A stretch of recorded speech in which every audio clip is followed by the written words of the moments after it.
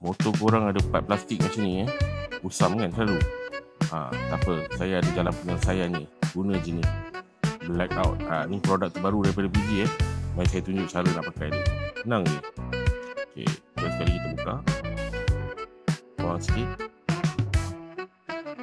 cuba, dan kita letak je, apply pakai spat ni.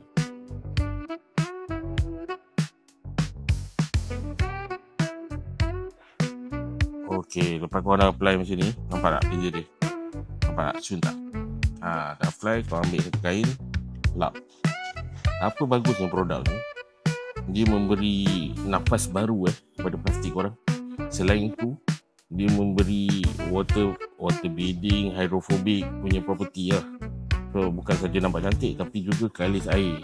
Ketahanan dia pun bukan biasa-biasa Ketahanan dia pun dalam 3 bulan, 2-3 bulan boleh tahan. So, mana motor korang yang dah, apa orang kata, kusam plastik dia macam ni. Nampak tak? Nampak tak? Kita dah apply dengan kita belum apply. Nak tengok hydrophobic dia? Mari saya tunjuk. Nampak? Sini tak ada hydrophobic. So, dia bukan menghitamkan juga, memberi kalis air juga So, yang mana nak dapatkan? Boleh dapatkan di beg kuning di bawah. Okay, mantap.